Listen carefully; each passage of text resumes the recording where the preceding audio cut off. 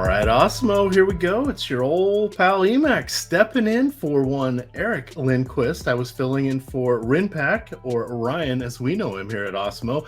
And now I am the captain. I am joined by Pete the Heat Rogers, who is coming over from those mean MMA streets, those mean CSGO streets. And did we know he was an MMA DFS player? No, but we're going to find out just how much he does know. Pete, welcome to the show. Happy to have you, my friend. Yes, thank you for having me. I appreciate the opportunity. I'm excited to speak about some NBA DFS, a sport that I've dabbled in for quite some time. And I have to tell you, it's one of my favorite DFS sports to play. I just think it's so exciting. There's so many different ways to attack a slate, and I can't wait to break it down with you. Absolutely. And we're going to have a lot of fun with this. Of course, we are sponsored by Yahoo. We'll talk about them. We've got a couple other Awesemo promotions, but key thing to remember over there on Yahoo is this weekend they do have their $1 million baller. That is for NFL, and they have a 20% $200,000 in overlay. They're guaranteed. So what that means is you will be playing in a prize pool of $1 million. And even if it fills, you're only going to be playing against $800,000 worth of gamers entries. That's because Yahoo has said, hey, here's 200 grand. You guys split it among yourselves. Now we've still got to monetize that. We have to actually win.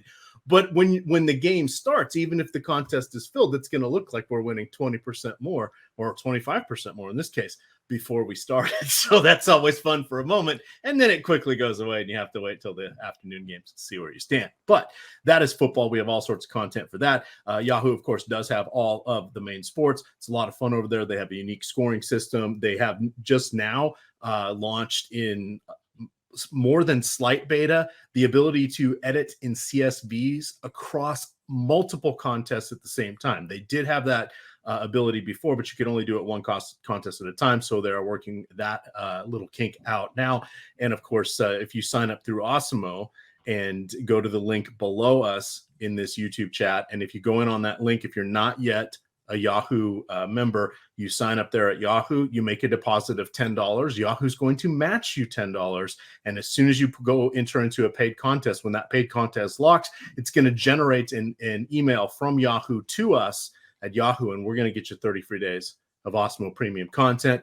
A lot of moving parts there, not to fear. It takes about 48 to 72 hours. If you need help or assistance immediately, just send an email to support@awesemo.com. We'll get you squared away. But if we don't get that follow-up email from Yahoo, you're going to lose your access real quick. So no screwing around.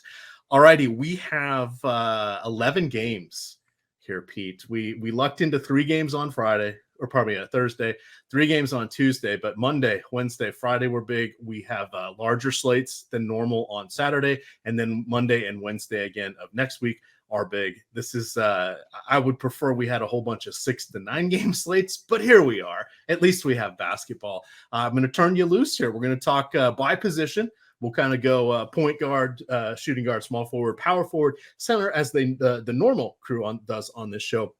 We'll go with DraftKings to FanDuel and then wrap up each position with Yahoo. But now with multi-position eligibility, we're going to kind of go guard, forward, and then center. But, Pete, take it away. Point guard, you got Steph Curry, you got Luka Doncic, Ja Morant, Russ Westbrook, and my favorite, DeJounte Murray. I am wearing my University of Washington shirt. Go Huskies. Talk to me about the point guards here. Take it away on your very first Awesemo NBA DFS show. Yeah, I have to say that when I was breaking this down, the guard position's completely loaded. There are so many options here. You talk about Steph Curry at the top, who, can pop off at any given night. Yes, he's starting to get expensive, but you're talking about a player who just popped off for 88 fantasy points. That's absolutely ridiculous. The 3-point bonus, he definitely benefits from that over on DraftKings. So he's always, I almost said a fighter, always a player I like to target. Russ Westbrook in LA with a depleted team, trying to put it on his back. He's not the same Russ Westbrook as before. The salary's bumped up to 11-2, but I do feel like it's warranted. And I still feel like in this matchup against Minnesota, I'm going to have plenty of him. I have no problem getting to him. Doncic this year has been, I'll say, relatively disappointing for me, but I think that this matchup against San Antonio could be a good spot to target. There are so many options here. So I think the strategy could be, pick one of these guys at the top that you feel really confident in. You like the matchup. Maybe play an ownership. Look at our ownership. See where you can get some leverage on the field. If you don't like paying so much at the guard position, there are so many options, and DeJounte Murray has come through for me time after time this year. Priced at 9,400, I think that's warranted. He's showcased so many skills. He stuffs the stat sheet. He's able to put up monster fantasy games for you. And also we can sit there and we can think about the trickle down effect of Jalen Brown not being, not going to start, for Boston, and think of how that's going to, get some of these cheap guys in our lineup. So I will definitely be looking in the Marcus Smart, Dennis Schroeder direction if I want to kind of avoid the top options and spend up in a different spot. Maybe I want to target a Jokic at center or something. So, I mean, the guard, there's so many options here, Emac. Are there anybody on this slate that's really sticking out besides DeJounte Murray, of course? So to hit on DeJounte, we do want to remember that right now the San Antonio Spurs, they're no longer that plodding squad that they were for a decade plus. They are now the third fastest in pace. Now we want to remember pace is a little different than we think of. Yes, it is how fast they're going up and down the court, but it's basically based upon each possession. So one thing we're seeing is some teams it's changing by 4 or 5 over last year, even though their style of play is not changing that much. It's because we don't have as many foul shots. We're not seeing as many fouls, which would immediately stop and create a new possession as soon as they're over without the clock moving. So keep in mind that while yes, it's a function of how fast somebody plays, it's also how fast they initiate the offense into their the shot clock, as well as when you have these immediate stops and then restarts, that's lowering things just a little bit, but it's all proportional. And when some teams change dramatically like the Spurs have, that's something we want to call out. They also are middle of the pack from a defensive efficiency standpoint. Derek White's an interesting option as well, of course, with no Patty Mills, no DeMar DeRozan there, so they're sort of changing everything. DeJounte Murray is averaging career highs in minutes, which is also essentially putting him at career highs across every other statistical category out there. I know I've mentioned this on a few different shows that I've been on, either on the strategy show or the other early bird shows, but this is something a lot of gamers are still not catching up on. They're feeling like, oh no, he's too expensive. He is basically a mini Russell Westbrook from the earlier days, in that he's going to flirt with a triple-double almost every night. He's averaging a career-high 7.9 rebounds. He's averaging nearly 8 assists per game, and then he's scoring. And he's a good scorer at getting to the basket, so his field goal percentage is high. So this is not something that's going to go away. Does he have that 70-point upside? No, not really. But he also is not going to fail below 30, 35 most games. There will be bad games out there. But this is someone that we're going to look at in play for 50, 55 fantasy points every night. That's something you would see from somebody that's another 10 or 15% more expensive. So we'll keep hammering that one until his price does go up. If we look at FanDuel here a little bit, it's interesting with the multi-position eligibility. You end up with a lot of crossover in the different players, but here's where we can go down kind of on that mid tier, and you can look at someone like Lonzo Ball. He can be a little frustrating from time to time. The whole turnover of the starters there for Chicago, he is of course able to contribute in a myriad of ways. He just doesn't shoot nearly as much as we would like. So his recent good performances come on the strength of him actually getting double-digit shot attempts and successfully making a handful of three-pointers, in addition to his usual, half dozen assists, half dozen rebounds, and chipping in with the block and a steal. But at 5,800, that's someone you can start to look at as an interesting option, especially on the later slate against Golden State, and even on the main slate, he's going to be good there. We've got Darren Fox, whose price is coming down.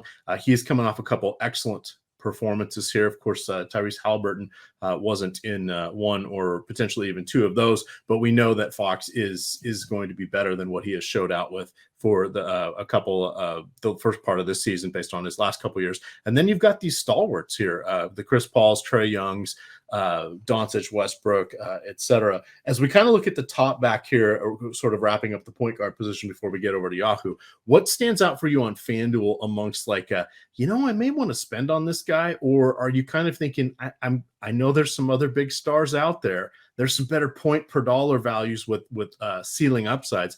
Do you want a mid-tier person, maybe a Shai Gilgeous-Alexander, a mid-tier Damian Lillard, 8,500? That price seems broken. but Yeah, not I'm based glad on you his brought him up. performance this year. So what do you like here from our we'll call it the upper middle class? Yeah, I'm glad that you brought up Dame because we've all been waiting for that Dame game of him to pop off or give us a 50 or, flirt towards a 60-point game. And, he's been serviceable. He's been solid. He's been good. We're just waiting to see that, spectacular star emerge. And I think that this could be a get right spot here against Houston. Houston is not a good defensive team. Yeah, I think that this is going to be a high scoring affair. You talk about Dame priced at 8,500. He will probably come in with some good ownership, you would think. But a lot of people have been burned by Dame. CJ McCollum has been excellent, and a lot of people would probably take that salary relief and go in his direction. I have no problem getting to Dame, and I'm always trying to target competitive games where I think that the best could be brought out of certain players, or I'm trying to target poor defenses. And I don't really worry too much about, blowouts because I expect, the high octane offense to score a lot of points, resulting in us getting solid DFS scores. So I really think that a player like Dame at 8,500 is mispriced given his ceiling. I have no problem getting to him at all. De'Aaron Fox, I'm glad that you brought him up. Without Tyrese Halliburton, he's showing that skill set that we saw last year, and he was always my go-to guy. I like getting to De'Aaron Fox. The Sacramento team, you have Davion Mitchell, he's great. He's a great cheap play, excellent defender. But I think De'Aaron Fox with Halliburton off the court is just a completely different offensive player. So this is the time to get behind De'Aaron Fox before Halliburton gets healthy, especially in a matchup against OKC. I also think that this is going to be a high-scoring affair. So those are the two pieces on FanDuel that I actually really like, and on DraftKings as well. All right, let's wrap it up here on Yahoo for the point guard position. Now, Yahoo does have some unique scoring here. At the top, we've got Steph Curry at 50, Luka Doncic 47, Westbrook at 45, Harden at 45. That's going to be a little rich for me. There are some better ways to go, even going down just those $5. Now, Yahoo, there's a $200 salary cap. The minimum salary price is 10. So there are some different ways of building out your lineups. Your average spot per player is 25, but it can that per player average can disappear real quick unless you start out looking at some of the discount dandies. The other thing you want to know about Yahoo is not all $10 players are created equal. Some are $10 for a reason, and some may have a little bit of upside. And sometimes you can look at a $13 or $14 player who's going to have the upside of somebody that's $22, $24. And it's a different puzzle. It's a different way of looking at things. And this is where you're not seeing the mass multi-entry people over there. They're going to be there for football because they do have 150 max, but they're generally not over there as much for the basketball. There are good players over on Yahoo, but you're not just going to consistently see the Alex Bakers, the Chipotle Maxes, etc. over there. You're going to see good players, but they're Yahoo good players. You'll recognize a lot of the names when you go over there, but everybody's beatable. The other thing is there's a ton of contests that have somewhere between 50 and 300 or so players.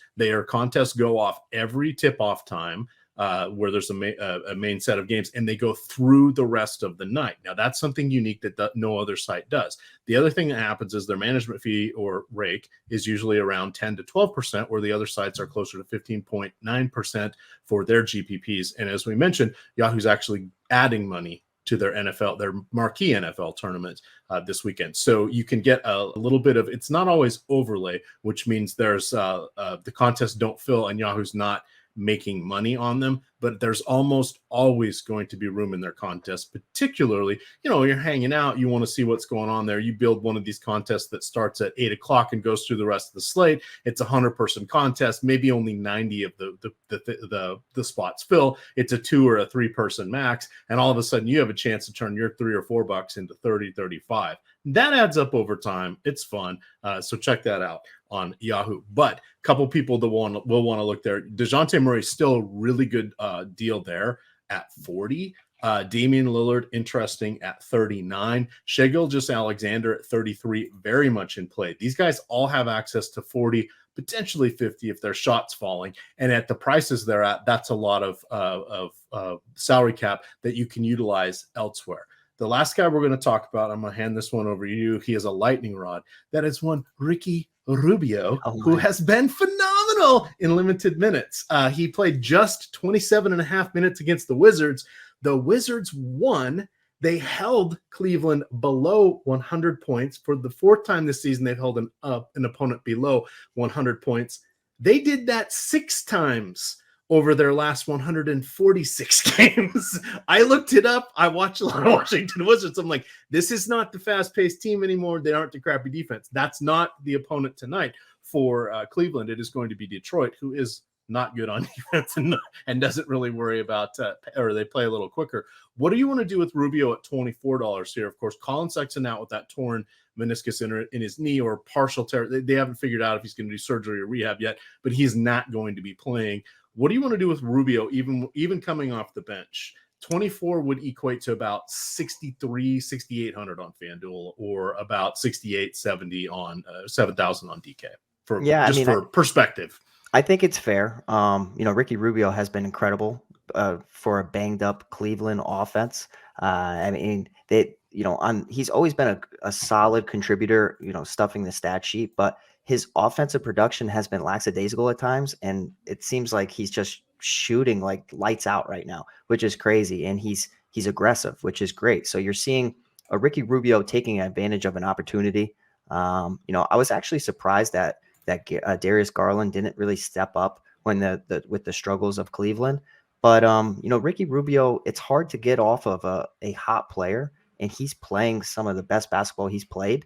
So I have no problem going back to him.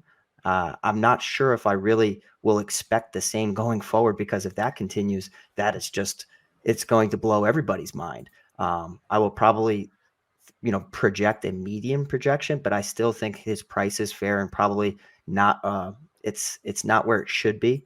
But I also think, like, you talk about a Boston team without Jalen Brown. That's a lot of usage, to go around.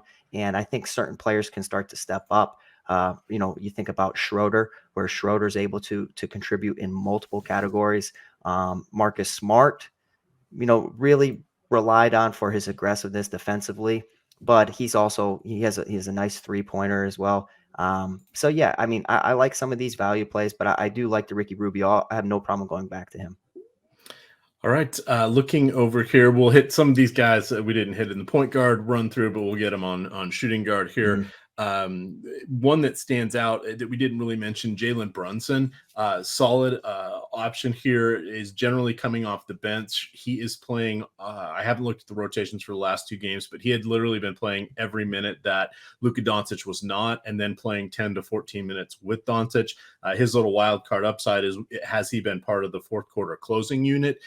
More often than not, he will be, just because it gives the team another ball handler out there, and that's always important. The key thing to remember about we talk a lot about the closing lineups. The reason we do that here is that's usually about the last 6 minutes of the game, if not the last 8 minutes of the game.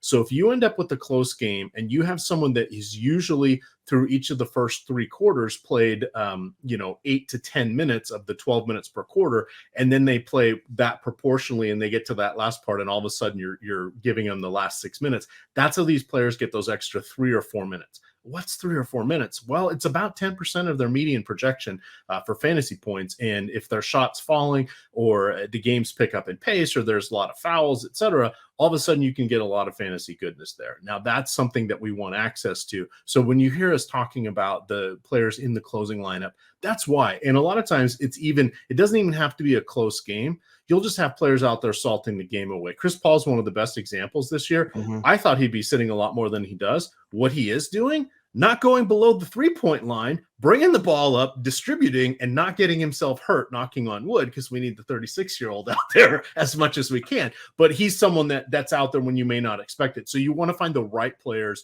that are going to be out there in that mix. And that's definitely going to be Jalen Brunson in that one. We've got Buddy Hield. He drew the start actually for Halliburton being out. You got Luke Walton going to Luke Walton. You've got the Sacramento Kings going to be doing their own thing. God forbid they want to get Marvin Bagley traded. They're just, wasting him away. We don't know who their backup center is from night to night, etc. But anybody in their starting lineup is going to get some minutes there. And as long as Halliburton's out, that'll be one of the later games. We definitely want to look to Buddy Hield there. And then up at the top, tell us what you think about maybe a little Will Barton, who carried Denver to a victory with the suspended Nikola Jokic. Jamal Murray's out. Michael Porter Jr.'s out. You know what? Will Barton said, I got this. Let's beat an essentially full strength Indiana Pacers team. Denver was actually favored going into that game by 2. I didn't believe it. They won by 2 or 3. Vegas knows what they're doing. Talk to us about the 2 guard here.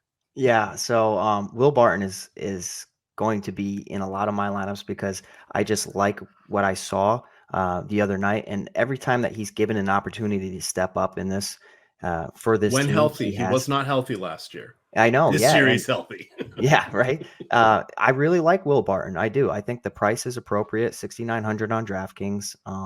He distributes the ball well. He can shoot well. You're really relying on Jokic to basically run that offense, but he's kind of second fiddle where he can also run the offense to set up Jokic and set up some of these other ancillary parts. So I really like Will Barton here at 6,900. If I want to pay up a little bit at that position, I mean, Anthony Edwards was phenomenal the other night, and I really like targeting young guys because I feel like coaches want to see their players progress and give them as many minutes as possible, barring, getting them injured. And Anthony Edwards is definitely a guy that is aggressive offensively. And I think that he has some phenomenal potential. He just put up 66 points against Golden State. And if you go back and you watch that game, I think Steph Curry was pretty impressed with some of the shots that he was making. He was looking really, really talented in all areas. So I have no problem going there. A player that actually surprised me when I was going back and I was looking at how well they performed was Nikhil Alexander-Walker. And I saw that he put up 61 points the other night. I mean, I played a lot of Alexander-Walker, throughout this season, and he's been somewhat mediocre. And all of a sudden he bursts onto the scene with no Brandon Ingram, putting up 33 points, 10 rebounds, and stuffing the stat sheet in other areas. So that is definitely a cheap player I have no problem getting to. It's a matter of if you want to ride the hot hand and go back to a player that was phenomenal, or you expect a median projection to somewhat, on their next game. So I'm excited. I really think that this slate has some potential, but definitely the point guard position is so deep. Shooting guard, you can find your spots and pick your spots, but there are so many valuable pieces. It's going to be a little tricky with so many games on the slate. Yep, absolutely. And then a couple things I want to add on that. The Lakers, much worse on defense this year than they were last year. Mm-hmm. They're about middle of the pack, and they're up in pace also to about middle of the pack. That's because they've turned over almost their entire roster. So we don't want to look at any preconceived notions. The reason I'm mentioning this is Brooklyn, who has been a defensive just Swiss cheese sandwich for the last couple of years, actually top 5 in defensive efficiency. Now, I think that'll come back towards middle of the pack, but much like the Washington Wizards, they've got a different makeup. They've got a little bit different of an approach to the games, and they really haven't been winning. So they're trying to figure some stuff out. We've got the whole Kyrie mess there, but just don't default to the Wizards are a bad defense and they play fast. Not really. Same with Brooklyn. But you know who sped things up? The Phoenix Suns and the Los Angeles Lakers. We got to pay attention to this, guys and gals. So important things to remember there. So let's see what stands out at shooting guard here for us on Yahoo, or pardon me, on FanDuel. We've got Devin Booker over here. You got DeMar DeRozan. A lot of the guys that cross over at the top we've already talked about. We didn't really get into Shai Gilgeous-Alexander, but at 7,900, rather interesting here. He is someone that if the game is not really going to be close, he'll probably play 32 minutes. If it's a competitive game and relatively close, even though the Oklahoma City Thunder are not exactly looking to win, he has been playing 36 or more minutes. So in his last 4 games, 36, 36, 39, 40, 29 in a blowout loss to Golden State, 38, 36, 39, 26 in an ass kicking by Houston. So when it's not an ass kicking, he's playing a lot of minutes. Any thoughts towards him or Booker or some of our other young guns here? Yeah, I think that on FanDuel, it's always interesting for me. There's a player on all platforms that I think is just too cheap, and Cade Cunningham given his stardom and potential, I think it's just a little too cheap. I think he should be about 1,000 more on each site. And I think that he has plenty of potential here against Cleveland, a banged up Cleveland unit. You're thinking about this young star being able to contribute.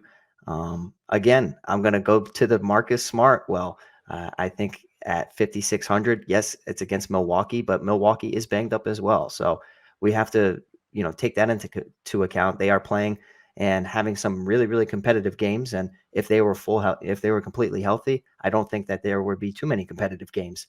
They have Drew Holiday back, which definitely helps things, but it's not the complete unit with Middleton and even Brook Lopez. So I have no problem getting to some of these guys on Boston. Marcus Smart, 5,600, and I like his defensive prowess. So he's definitely a guy that's like he's a bargain for sure.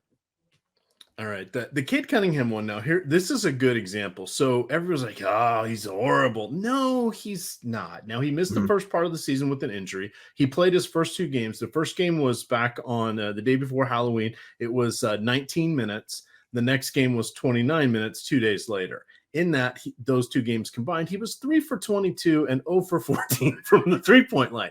Let's set those aside. Let's call that his summer league or preseason games, right? Because he wasn't there. In his last 3 games, he has not been playing many more minutes. He's played 30, 30, and 32, so those are all reasonable. He's not shooting great. Let's see, that works out to doing the math in my head, 18 for, let's call it 18 for 50. That's not great.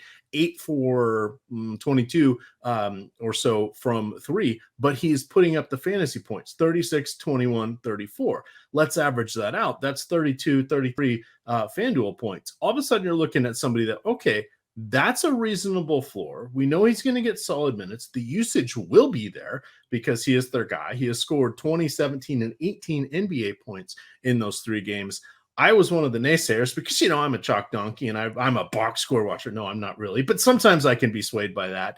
But I also dig deeper. I look for the trend. The trend is your friend. Let's get ahead of this one. Let's not do it's fun to say fade Cade, but let's not do that. He's actually a pretty good price point here. So thank you for calling that one out for us, Pete. Yeah. Anything else at the 2 guard here on either up or down the list? I'll get us up on Yahoo here. Yeah, I mean, just to speak on Cade, once that shot starts to fall, I really feel like we're going to see his true ceiling. I'm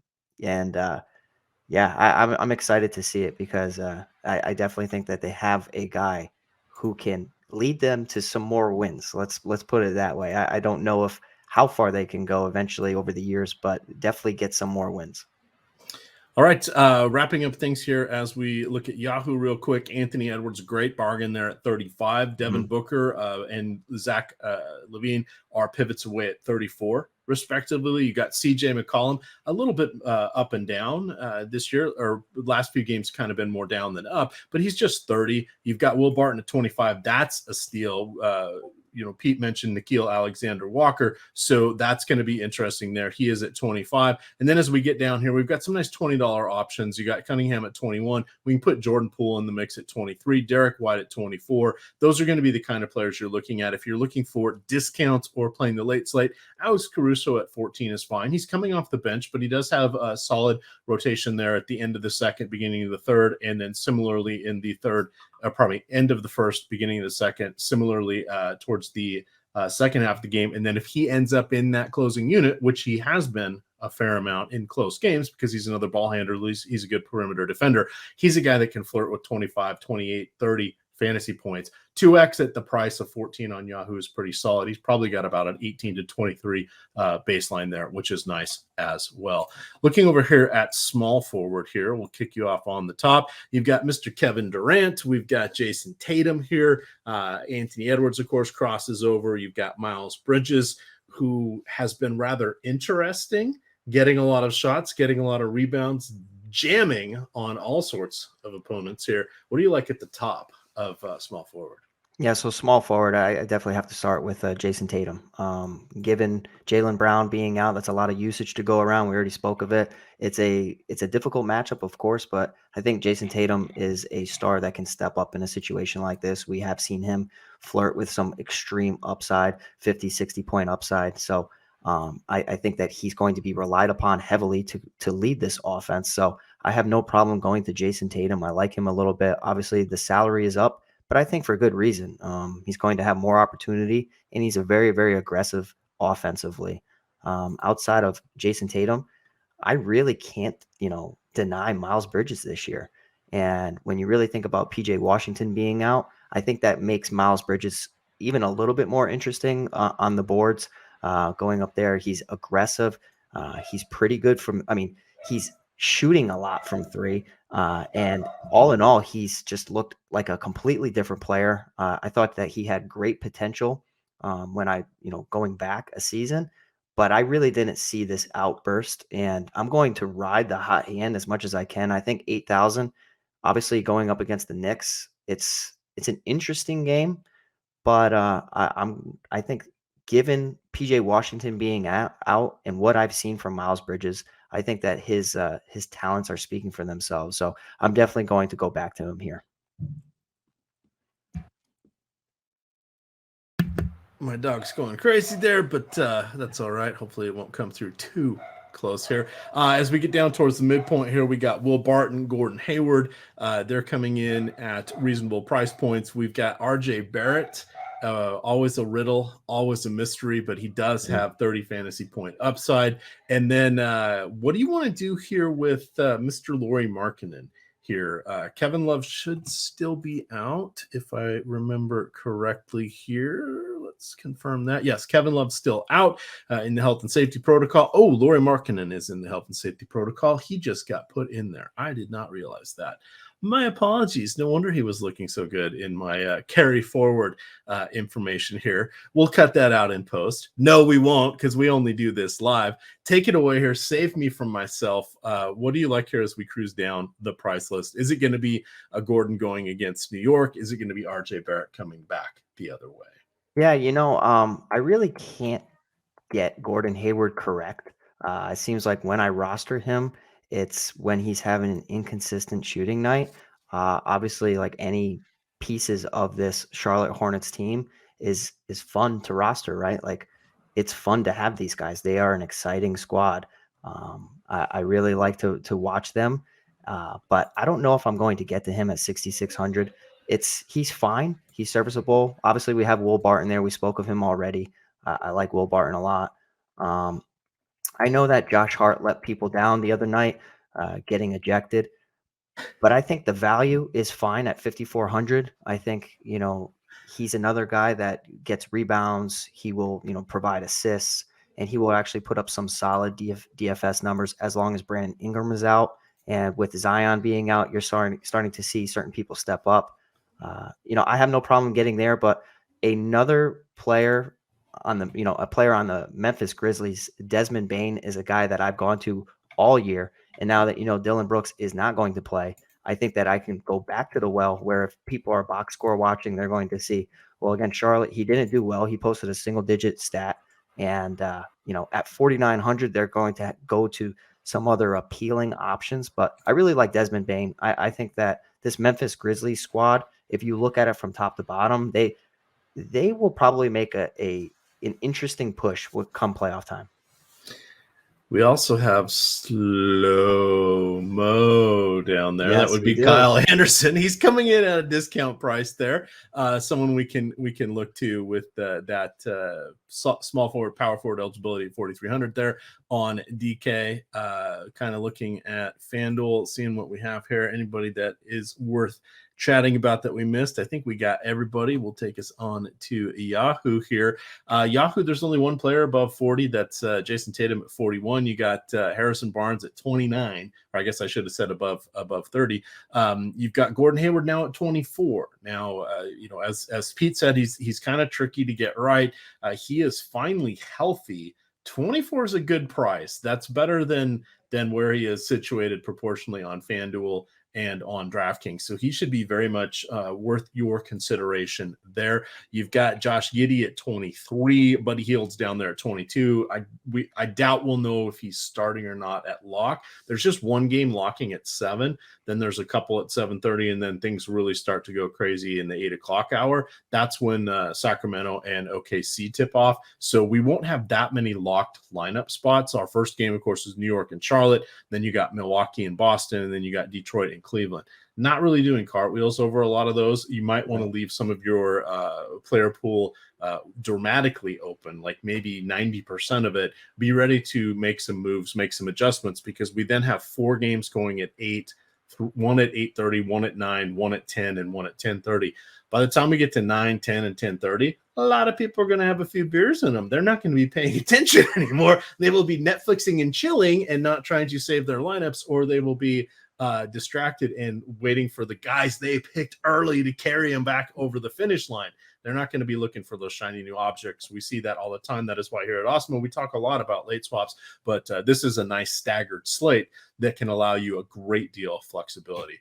So you'll want to check that out as we go throughout the night here. Getting us back to power forward, we're going to look here at DK. We have one Giannis Antetokounmpo here. He is on a per minute fantasy point average that is a little bit shy of his first MVP season, right in line with his second MVP season. How are you feeling about the two-time MVP, reigning NBA champions, Giannis Antetokounmpo? They're going to shake out of this at some point, right? They're going to get Middleton back. They're going to get Lopez back, and they're going to right the ship, aren't they? Right? Question mark. right, exactly. And we're starting to get worried. No, I mean, not really. I think that Giannis is a phenomenal player. Obviously, the salary is crazy, 12,000, but it's warranted given his, his incredible production. I still feel like we could see a 70-point game out of him, no problem at all. Against Boston, they need to start winning games handedly. And even though it's against a depleted Boston without Jalen Brown, he's going to have to step up over and over and over. So I have no problem putting and paying up for him. The guard position is completely loaded. So I may go a little cheap at that position and pay up for a Giannis. I really like that strategy. We talked about Jason Tatum. I think Porzingis is interesting as well. I really like Porzingis, but I feel like his skill set hasn't completely translated into DFS production, and definitely not this year. I think his salary at 6,600, that is extremely cheap for his skill set. I think it's a solid matchup. If you want to go down, I think Keldon Johnson is a nice run back option as well, 5,800. He's starting to turn into the player that we saw last year, and that 35 point and upside is there, is an aggressive scoring threat. But, similar to DeJounte Murray, those are kind of the two pieces on that, Spur team that I like turning to. And I feel like they are pretty popular options. But I feel like they're starting to, like Keldon Johnson especially, he's starting to show what the hype was about. All right, as we cruise down the pricing list here, a few names we haven't talked about. You've got Al Horford there, perhaps the spring in his step has worn out after his basically sitting out the better part of a year and a half. His last couple games, he has not topped 26 fantasy points. That is coming off a 5-game stretch where he had 40. We'll see. He's not going to play back-to-backs here. They're back-to-backs most likely this season. There'll be some moments they're looking for him to be someone that can help lift them in the playoffs as a key rotation piece here. So he'll get a lot of rest throughout the regular season. We've got some of the young guys down here. Evan Mobley, an intriguing option. We've got, old guy Draymond Green. You've got Jeremy Grant, who sort of is all over the place this year. Last year, he started out with that just like a house of fire. Like he was the greatest shooter in the history of the NBA. Apologies to the Curry brothers. And then he was getting rested a lot, and Detroit was just screwing around.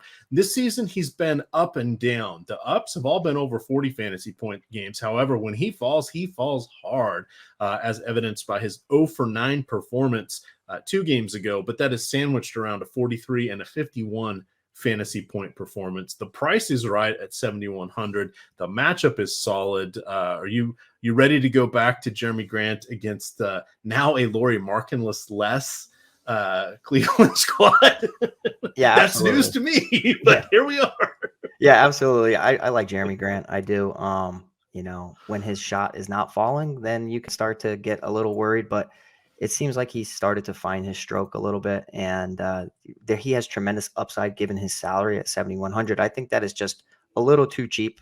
He has been inconsistent for sure, so you have to know what you're rostering, but Detroit in general is just a very odd team, with a lot of pieces that are inconsistent night to night. I mean, Cade Cunningham, we don't know how he's going to perform night to night with his shot, but I think that between Cade and Jeremy Grant, those are the two primary pieces to get that offense going. So I like him a lot. I like what you're saying right there. If you want to look a little bit cheaper, we can target a guy in Frank Kaminsky without DeAndre Ayton. He has really, really stepped up, and it's kind of like a shock to me because I think we all expected JaVale McGee to a point to really be the beneficiary here with Ayton sitting. But Kaminsky just coming off a 46, DFS score. It's crazy. He actually he went 12 for 18 from the field. He scored 31 actual points, and he's priced only at 5,500. And Ayton probably will miss this one. He's looking doubtful for this matchup. So I have no problem getting there, but I think that will attract a lot of ownership, and maybe a guy we could pivot to somebody else with less ownership. And Aaron Gordon at 5,500 at the same price range. I keep waiting for Aaron Gordon to really step up, and with no Porter. I don't know. It's tough. Do you agree that Aaron Gordon is extremely frustrating to roster in fantasy? Yes, it doesn't matter what team he plays for. It Yes. doesn't matter who's in. Doesn't matter who's out. Doesn't matter if he gets to be the point guard, the shooting guard, the small forward, or the power forward. It's just maddeningly inconsistent. So he is someone that I think we should continue to look to. With Michael Porter Jr. gone, that's going to be a key thing. Denver needs depth. They need somebody to step up there. We got to remember, again, Jamal Murray's out. This is Nikola Jokic literally doing everything. He leads the team in every category, which is nuts, but there he is doing it. Paul George is doing the same thing over there for the Clippers. This is just a tremendous amount of usage, etc. But they're going to need help. They're going to need other players. And he's someone that ought to be able to step up. He's just never really done it with much consistency. The minutes should be there. Right. Now it's a matter of him kind of figuring it out. Where's his place? Because he doesn't even defer. He's like, oh, I'll play defense. Oh, I'll rebound. That sounds great. And then so he's always active. He's just never heading towards the basket. With the ball. That's the problem, I think. But I think that's a nice call out there. He's just 20 on Yahoo. I think that is definitely someone on the short list. We got a Jaron Jackson Jr. Down there. Yes, he always has foul concerns, but here's his recent fouls. 30 minutes, 2 fouls. 31 minutes, fouled out with 6.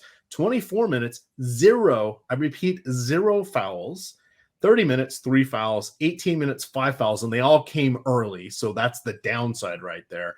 23 minutes, 3 fouls. Unfortunately, those were positioned poorly as well. 31 minutes and 4 fouls. So it can happen. It'll happen at inopportune moments. But if he does not get fouls, he's going to be flirting with 40 fantasy points. The fouls and those just random craptastic games where he barely gets 20, those are going to be the ones that keep his price somewhat suppressed. So I think he's someone to look for. Last guy I want to talk about here at power forward, then we'll hit center. We'll cruise on out of here. Thaddeus Young, the Deuce. Look at that. 40 Yahoo points in 23 minutes, 28 Yahoo points in 25 minutes, 36 in 26, 29 in 22, 30 in 15. Yeah, I skipped over a Remember Me game where he got 14 in 15 minutes. This guy contributes across the board. I do want to point out on FanDuel and Yahoo, it's 3 points per steal, 3 points per blocks. He has access to 1 to 2 of each, almost as his baseline. He gets 5 combined. We're looking at a real good score. He contributes with some rebounding, with some assists. He literally can do a little bit of everything. We saw it with Philadelphia, saw it with Chicago, saw it with Indy. We're seeing it again with San Antonio. I hope Greg Popovich is seeing it. What do you think about Thaddeus Young? Are we going to find? Is this going to be our signature play of this slate? I like the call. I really are we going to tag it? I really like the call. And the reason I like the call is because we were all questioning Popovich's decision of like, why is Thaddeus Young not getting, playing time? What is his role in the offense? What is his role on the team? What is going to happen? And with him finally getting some minutes, you're starting to see that he can contribute in multiple areas. And I think that he makes this team a little bit better. For DFS, I like it. I like the upside.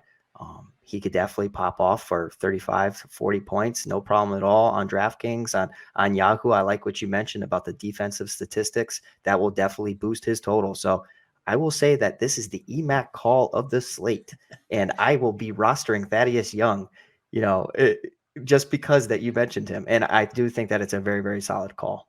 How did I forget he played for Brooklyn for 2? Was that in your little did we know Pete the Heat was a writer of sorts once upon a time for a little fantasy action here covering the Brooklyn Nets for a competitor site there. Fantasy Pros, we can say it. We're not exactly direct competitors. Was he on the team? What period did you cover the Nets for that?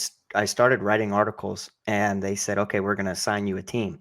We're going to assign you the worst team in the league. I said, okay. And that was the Brooklyn Nets. So I was covering them during some dark times, and it was fine because, I'm from Connecticut, Brooklyn, it's close. I was like, okay, this is fine. Like I would much rather, cover a team within my area than cover, a West Coast team or something like that. Little did I know Kevin Durant, James Harden, Kyrie Irving would be coming here in a couple years. So it's pretty spectacular. And it's nice to look back on knowing that I was there and I was a Nets fan during some terrible times, but that's okay.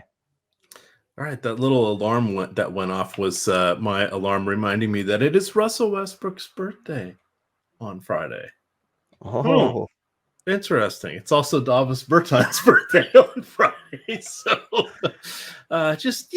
these are the important things that should help drive our decisions. I like that. I like the revenge games. I like the birthdays. I like all that stuff. Just for one lineup. I'm not saying, to really like get aggressive with certain players for that, but it's fun to put people in for certain lineups like that. All right. So let's circle our way back. We'll wrap up centers. We'll get on out of here. Nikola Jokic, we sort of spoke about him adjacently. He's just been phenomenal this season. Got a little break after his little tete there with Markieff Morris. Did you want to break that down from an MMA perspective for us? It was a Were they throwing hands? Strike. Was there the potential they could throw hands? It was a beautiful shoulder strike. And I think that he was watching some Conor McGregor footage of really seeing the technique of, turning the hip and really getting that shoulder to turn into his opponent. But I mean, that was interesting. It's competitive nature of both of these guys. So I didn't see an issue with it, but obviously I come from a very physical sport, and this is one where fouls result in buckets. So, and ejections. So, I have no problem getting to Jokic. He's one of my favorite players in the entire league. 11-7, salary is warranted, solid matchup. I think that he can provide fits for Atlanta. It's going to be very difficult for them to just handle his versatility. I mean, his rebounding, his assists, his shot, just everything he does, everything on the floor. So anytime somebody has so much usage like that, you have my attention. And I'm sure you agree with me that Jokic is a fantastic play each and every day, regardless of salary, nearly matchup proof. Adam talks about it all the time. He's just so fantastic. If we kind of go down a little bit, Joe Val this year has been absolutely phenomenal and a setter that I have no problem getting to. I like him a lot. He's going up against Brooklyn, which, we have struggled to really find a solid center over the years. We had Jared Allen, which was great. But there's always been some qualms with this position. And LaMarcus Aldridge has stepped up and looked fantastic. But it's a small sample size, right? Like I feel like Joe Val can absolutely dominate that game. And at 9,300, he has plenty of upside. All right. Julius Randle, I was going to mention him on Yahoo, 41 power forward there. Phenomenal price point. He's going to be on the short list, getting a ton of minutes, doing a little bit of everything like we've seen him before. He's going against the Charlotte Hornets. Charlotte is the number 2, or I guess second worst team from a defensive efficiency, and they're the second fastest team. So keep that in mind. You did mention Jonas Valanciunas here. Hey, you ever want to see what happens when Jonas Valanciunas regularly gets 35 minutes? Right. This season. This season is what happens. He's also getting a bonus on the usage. Of course, no Zion yet, and then no Brandon Ingram. Nikolai Vucevic ended up going into the health and safety protocol. We'll have to see what they're going to do differently on their team. I would guess, or on Chicago, I would guess they might play a little smaller because they're going to be going against Draymond and, I don't know, 16 ceremonial minutes of Kevon Looney. As we continue down the pricing list here, you've got Nurkic, who's going against Christian Wood. I'd rather take Christian Wood in that one. He just, to me, in my opinion, has a better opportunity for shooting more and getting, he'll be battling Nurkic for the rebounds. Nurkic is up and down, but you know what is not up? His minutes. He kind of has this artificial cap of around 24, 26 minutes per game. The 26 is when it's close. We've seen him parallelously barely getting 20 in a lot of games. He only got 19 in his last one, but he went through a stretch here. Let's just talk about the start of the season. 29, 25, 23, 23, 23, 26, 28, 28, 23, 22, 27, 19. We're not seeing the upside there. That's a little bit trap. Or a bit of a trap. What do you like at the pivot position as we wrap up your inaugural show here? I appreciate that. A discount. I do like Aldridge. I spoke of him. He's been playing pretty solid. He has back-to-back 30-point fantasy games. 21 points against Orlando with 8 rebounds, 19 points and 7 rebounds against Chicago. Brooklyn's going to need somebody else to step up.